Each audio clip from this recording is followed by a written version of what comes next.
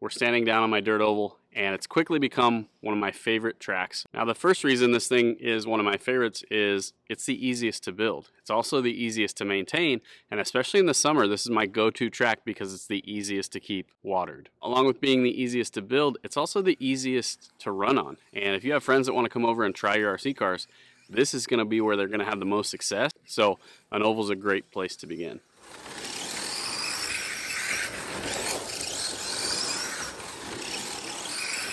Now, if you're already serious into RC, this oval is a great place to build some good fundamentals. Number one, you really got to stay focused on the car. We're only running 5 seconds a lap out here, so if you lose focus, it's over. Number two, it really teaches you to carry corner speed and be smooth through your corners.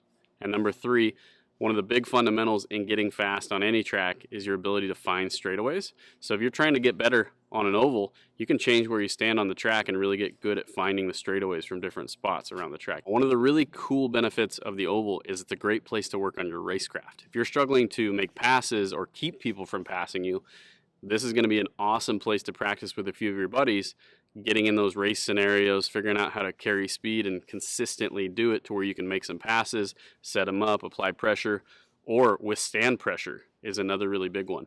If you get timid and tense when somebody gets behind you, this is a great place to practice that. So think about your racecraft too if you put yourself on an oval. All right, so I spent about a half hour cleaning up the track, which in reality for the amount of leaves that are down really wasn't that bad. So that's a big advantage of having an oval is it's not too big, so it doesn't take too long to clean up. But we got some batteries charged. I got a beer in hand, ready to run on this thing.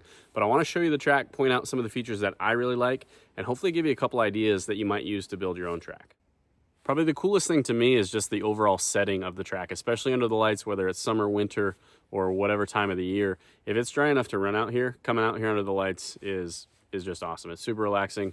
Last time we were here, we had chairs up on the driver's stand, and we just had an absolute blast. Now, my oval is also super unique because it has some serious elevation change. Down here in turn 1 and 2, I'm probably about eye level with 3 and 4.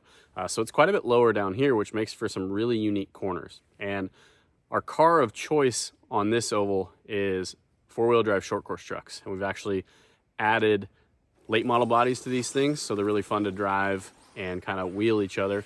I would say comparative between the short course body and the late model body is a little bit tighter. It doesn't allow the car or the truck to rotate quite nearly as well. But with that tight feel of the car, you can also use the wall just a little bit better and really carry that outside momentum. Now, a couple features on the track that I really, really like. Number one, I think less is more. And what I'm really talking about is the size of the racetrack. Short track racing, especially when you watch dirt oval stuff with sprint cars, late models, I think short track stuff is really where it's at because the cars have to slow down. You got to wheel the thing, you got to drive them, you got to turn them. You can't just carry wide open speed all the way around the racetrack.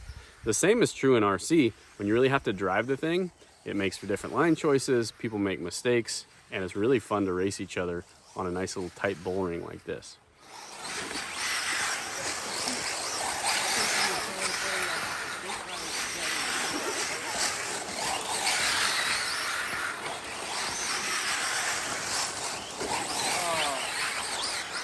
Aside from that, a big thing that I would suggest for you guys is build some progressive banking, make it to where the outside of the track is really usable and everyone's not just fighting for the inside line. Personally, I hate that about a lot of RC tracks, is that every single corner is just bottom, bottom, bottom. You're going to the inside, you're going to the inside, and that's the only way around the track. For me, that progressive banking makes it to where we can run the whole track and really look for lines that are fast. And probably the coolest thing about my track is that it always changes. I'm always kind of rebuilding little things, adding material here and there, trying to smooth it out. And that way when we run it, we go from a fresh track to a grooved up track to a little bit of a rough track all in the course of one night. And it's really fun to adapt and change to that surface. But enough about the track.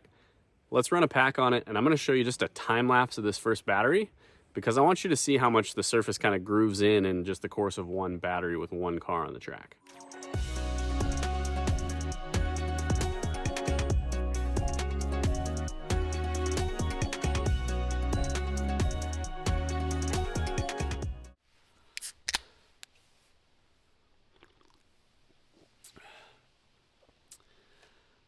the truck's cooling down. The track definitely grooved up awesome. One of the cool things about running our trucks is we found some Proline branded or Hoosier branded Pro lines actually that fit on the short course, and they've been really, really good on the oval. This thing's actually been sitting for about 2 months. I've been working harder on my big off-road track up top. I got a brand new layout up there, but with just a little bit of cleanup and then running this thing in for one pack, it's in incredible shape.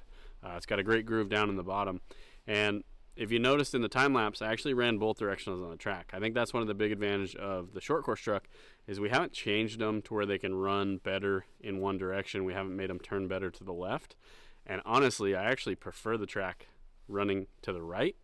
And it's really like having 4 different sets of corners going in both directions because of that elevation change. So I got one more battery. I want to show you a couple raw heater laps in both directions so you see how the track works in both directions, and then we're going to call it a night. So thanks for watching. Check out these laps. We'll see you on the next video, guys.